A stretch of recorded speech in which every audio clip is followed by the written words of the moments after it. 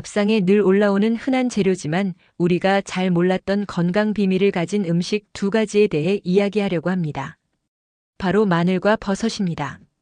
김치에도 들어가고 고기를 먹을 때 곁들이기도 하고 국이나 찌개, 전골에도 자주 들어가는 너무 흔한 재료라서 그냥 대수롭지 않게 생각하셨을 수 있습니다. 그런데 사실은 이 두 가지야말로 신이어 건강을 지키는 가장 든든한 보약 같은 음식입니다. 오늘은 제가 이 두 가지를 단순히 좋다더라 하는 수준에서 끝내지 않고 왜 좋은지, 어떤 원리로 몸에 도움이 되는지, 또 어떻게 먹어야 효과가 배가 되는지, 그리고 잘못 먹으면 어떤 문제가 생길 수 있는지까지 아주 차근차근 풀어드리겠습니다.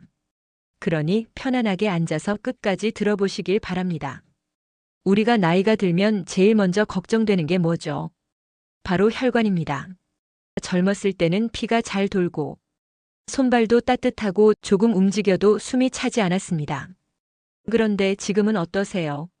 손발이 차갑고 머리가 자주 띵하고 조금만 걸어도 숨이 차고 가슴이 두근거리는 경험 있으시죠? 이게 다 혈액순환이 원활하지 않아서 생기는 겁니다. 혈관은 집으로 치면 수도관 같은 거예요.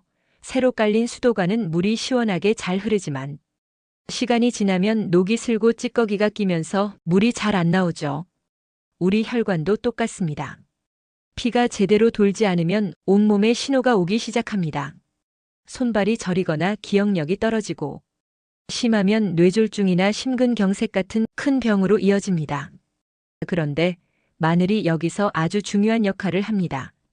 마늘 속 알리신이라는 성분은 혈관의 청소부입니다. 피가 끈적해지는 걸 막고 혈관 벽에 붙은 노폐물을 씻어내줍니다. 그래서 피가 맑아지고 혈압도 안정됩니다. 실제로 연구에서도 마늘을 꾸준히 먹은 그룹에서 혈압이 낮아졌다는 결과가 보고된 바 있습니다. 옛날 어르신들이 고기를 먹을 때 꼭 마늘을 곁들이신 이유가 단순히 입맛 때문만은 아니었습니다. 기름기 많은 고기를 먹으면서 혈관 건강을 지키려는 지혜였던 겁니다. 버섯도 혈관 건강에서 빼놓을 수 없습니다. 버섯 속에는 베타글루칸이라는 성분이 들어있는데 이 성분은 우리 몸속 나쁜 콜레스테롤을 줄여줍니다. 혈액 검사에서 총 콜레스테롤 수치나 중성지방 수치 때문에 걱정해 보신 분 많으시죠? 그럴 때 버섯을 꾸준히 드시면 확실히 도움이 됩니다. 버섯에는 식이섬유가 풍부해서 혈관 속 노폐물을 흡착해 밖으로 내보내는 데 효과적입니다. 마늘이 혈관 속을 청소한다면 버섯은 혈관 벽을 단단하게 지켜주는 역할을 합니다. 두 가지가 만나면 서로 부족한 점을 보완하면서 완벽한 조합을 이루게 되는 거죠. 면역력 이야기도 빼놓을 수 없죠. 예전에는 감기도 잘 안 걸리고 걸려도 하루 이틀이면 금방 나았는데 지금은 어떠세요? 작은 감기 하나도 오래가고 상처가 잘 낫지 않고 피곤하면 몸살로 이어지지 않으시나요? 이게 바로 면역력이 떨어졌다는 증거입니다. 마늘은 항균과 항바이러스 작용이 강합니다. 몸속 세균과 바이러스를 억제하고 염증을 줄여줍니다. 옛날부터 감기에 걸리면 마늘을 구워 먹으라고 했던 이유가 바로 여기에 있습니다. 단순한 민간요법이 아니라 실제로 효과가 있는 방법이었던 거예요. 버섯도 면역력을 높이는 데 큰 역할을 합니다. 버섯 속 베타글루칸 성분이 면역세포를 깨워서 외부 침입자와 싸우게 합니다. 특히 NK세포와 대식세포 같은 우리 몸의 군인들을 활발하게 움직이게 합니다.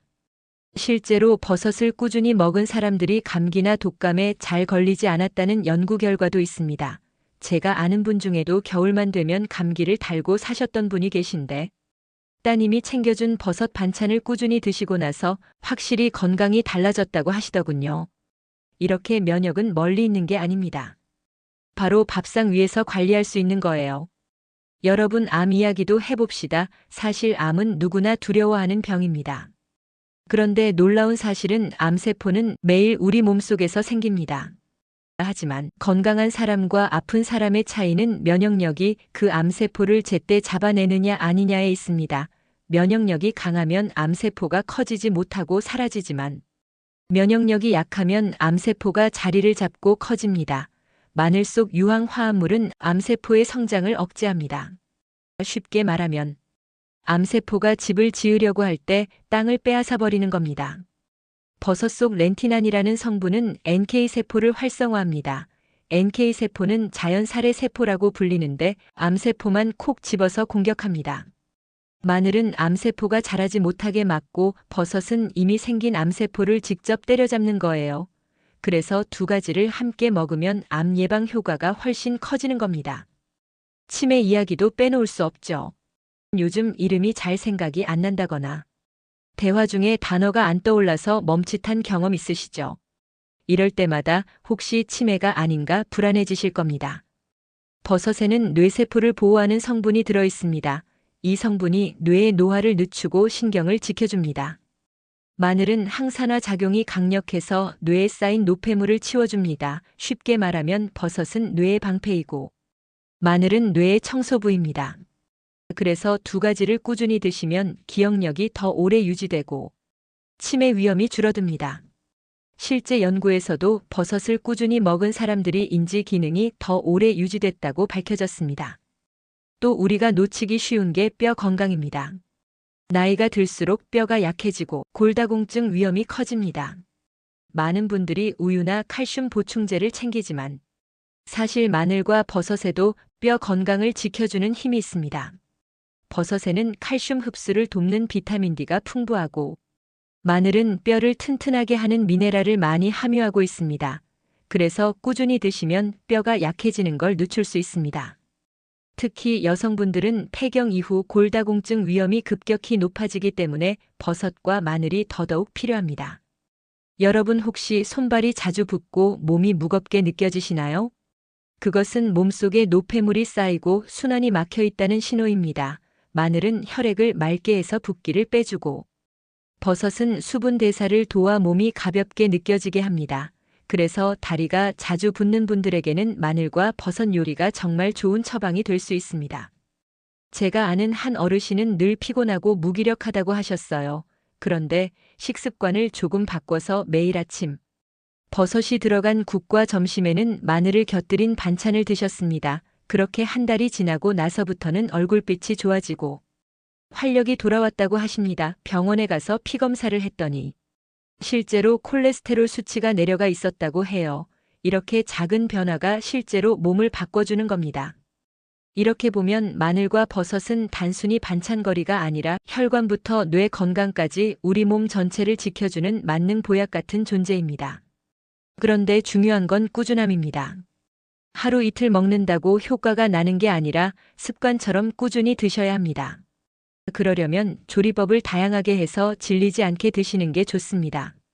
여기까지 들으시고 좋은 건 알겠는데 어떻게 먹어야 하냐 이런 생각 드시죠? 아무리 좋은 음식도 조리법이 잘못되면 효과가 줄어듭니다. 첫째, 마늘버섯 볶음을 추천합니다. 버섯을 중불에서 볶다가 다진 마늘을 넣고 올리브유나 현미유 같은 좋은 기름으로 볶아보세요. 혈관에도 좋고 면역에도 좋습니다. 둘째, 버섯 된장국도 좋습니다. 된장국에 버섯과 마늘을 넣으면 국물 맛이 훨씬 깊어지고 건강에도 좋습니다. 셋째, 구운 버섯에 마늘 간장 소스를 곁들이면 아주 훌륭한 반찬이 됩니다. 이렇게 일상에서 쉽게 먹을 수 있는 방법이 많습니다. 혹시 마늘 장아찌 좋아하시나요? 장아찌는 오래 두고 먹을 수 있어 편리하지만 너무 짜게 담그면 오히려 혈압에 안 좋습니다. 그래서 간장을 줄이고 대신 버섯을 함께 넣어 절이면 좋습니다. 버섯이 간을 흡수하면서 짠맛이 덜해지고 식감도 좋아집니다. 이렇게 응용하면 같은 장아찌라도 훨씬 건강하게 드실 수 있습니다. 하지만 주의할 점도 있습니다. 마늘은 하루에 작은 쪽마늘 3쪽이나 4쪽이면 충분합니다.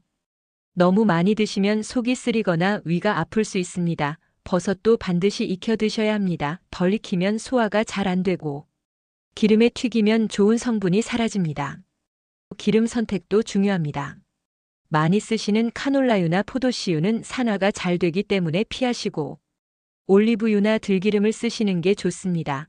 특히 들기름은 오메가3가 풍부해 혈관 건강에 좋은데 열에 약하기 때문에 마지막에 뿌려서 드셔야 효과가 큽니다. 버섯을 기름에 튀기면 좋은 성분이 파괴되고 오히려 해로운 물질이 생길 수 있습니다. 그러니 튀김보다는 구이나 찜볶음을 권장합니다. 마늘도 마찬가지예요.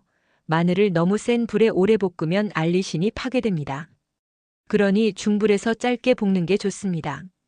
여러분, 전통 지혜 속에서도 마늘과 버섯의 중요성은 계속 강조돼 왔습니다.